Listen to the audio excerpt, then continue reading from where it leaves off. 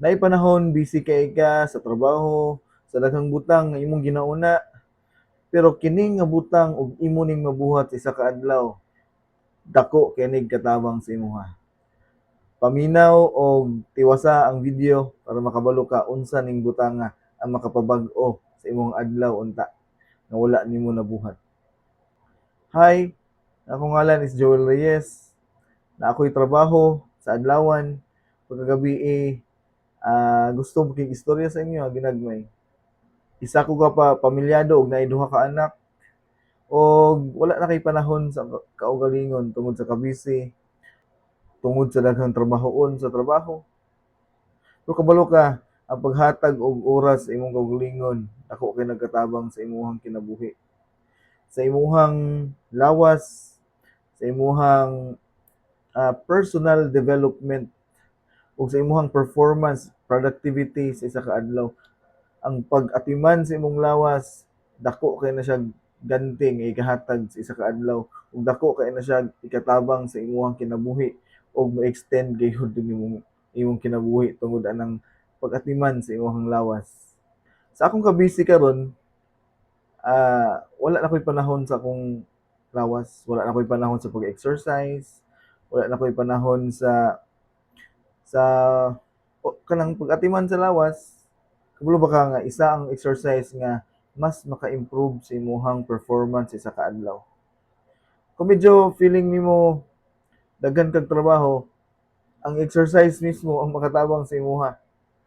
Kay once nga maka-exercise ka ng adlaw, ang imong lawas kondisyon o pagkaugma, power gid kay ka. Kabantay ka nang kung makapasingot ka, mas nindot, mas gaan imong lawas o mas daghan kag matrabaho sa isa ka adlaw. Ug ako proven na nako kay dili lang sa lawas ang ikahatag sa exercise sa akong kagalingon kundili apil pa sa akong utok, no? Maghatag kini og focus sa akong utok, maghatag kini og clarity nga anang adlaw mas ma-improve pa noon ang ako ang performance ug daghan pa noon ko'y mahimo ug kay klaro kay akong nauna lig-on akong lawas, kondisyon kini. So nga na dai kay importante ang exercise. So kabalo ka unsay gibuhat nako para lang maka-exercise. Di ba karon panahon na uso kayo ang tawag nato nga pickleball, no? So ang pickleball kabalo ka actually gikan ko sa dula nga badminton, no? Mao gina ang dula nga sige kog dula sa gikan pa sa una mga 4 years na akong dinula sa badminton.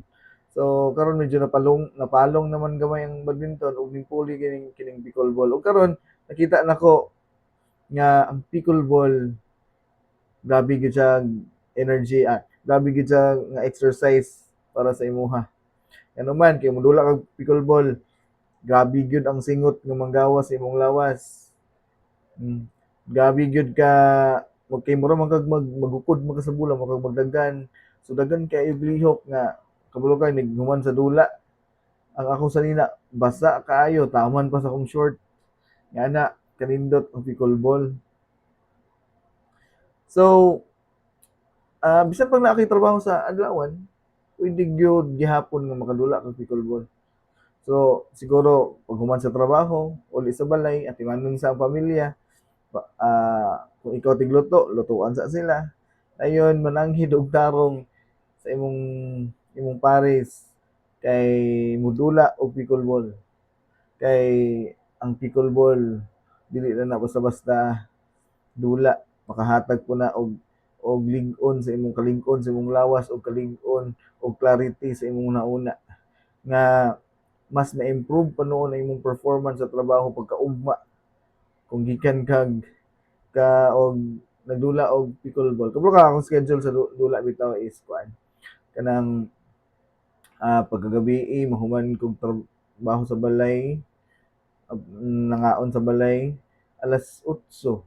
So naa pa ko'y ato din ko dali din ko sa Picolbulan kay 2 minutes naman ang biyahe maabot na rin ko sa Picolbulan. So naay 8 to 9 taman og alas 10, no? Or sometimes abot pa gid alas 11. Depende sa kuan.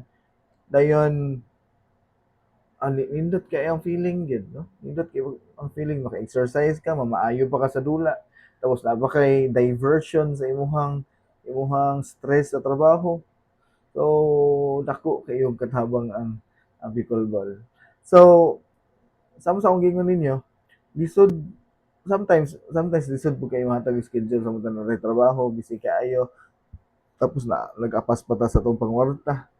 Lisod kaayo usahay paghatag og panahon sa atong pickleball no, sa pag-exercise. Pero one thing nga maistorya nako nimo, pwede mo paningkamot nga makahigayon ka, pangitag amigo nga sigdula og pickleball, tapos makigdula ka nila or practice, pwede po gali. Namo pamaagi magdula ka sa balay, magkanang mabanda-banda lang ka sa wall ba. Pero actually, ang problema po kaayo kay kadugayan kapuyan ka. Gwapo gyud tong naagi kay kadula no.